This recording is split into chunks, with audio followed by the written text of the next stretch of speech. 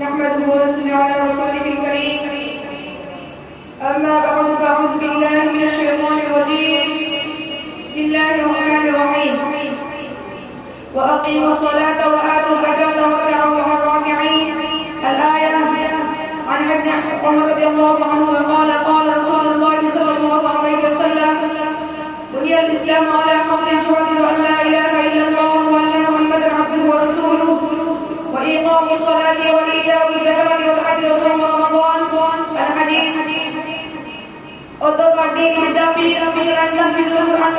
কর্তৃক আয়োজিত আজকের এই সাপ্তাহিক শিক্ষা সেমিনার উপস্থিত আমার প্রাণপ্রিয় উস্তাদবৃন্দ, আরো উপস্থিত বাংলার বন্ধুরা থেকে আগত ছোট ভাইয়েরা, সবাইকে আমার অন্তরস্থল থেকে আন্তরিক শুভেচ্ছা ও মোবারকবাদ।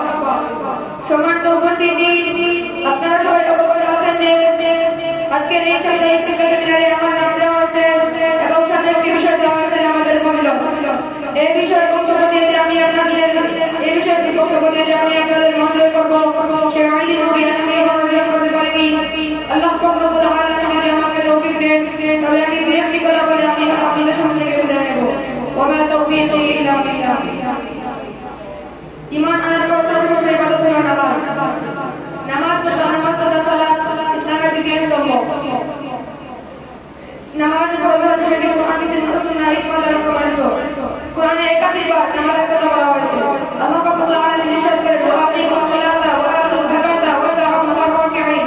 তোমরা নামাজ কায়েম করো, যাকাত দাও এবং রুকু করতে রুকু করো। নবী করিম সাল্লাল্লাহু আলাইহি ওয়াসাল্লাম ইরশাদ করেন: আন ইবনে উমর রাদিয়াল্লাহু আনহুমা قال قال رسول الله صلى الله عليه وسلم: بني الإسلام على خمس شهادة أن لا إله إلا الله وأن محمدا عبده ورسوله وإقام الصلاة وإيتاء الزكاة والحج وصوم رمضان. ইসলাম পাঁচটি স্তম্ভের উপর প্রতিষ্ঠিত।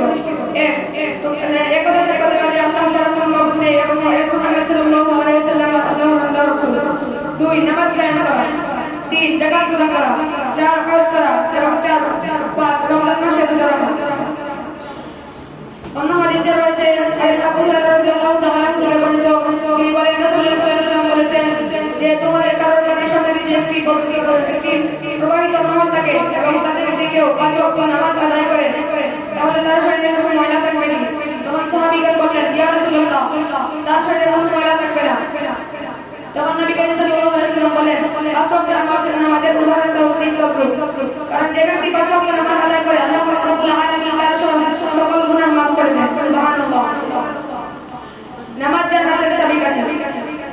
যে ব্যক্তি প্রতিদিন নামাজ আদায় করে, আল্লাহ রাব্বুল আলামিন তার রিজিক বৃদ্ধি করেন এবং তার শরীরের পবিত্র করেন, দেহ সুন্দর রাখেন এবং কবরের সকল আযাব মাফ করে দেন।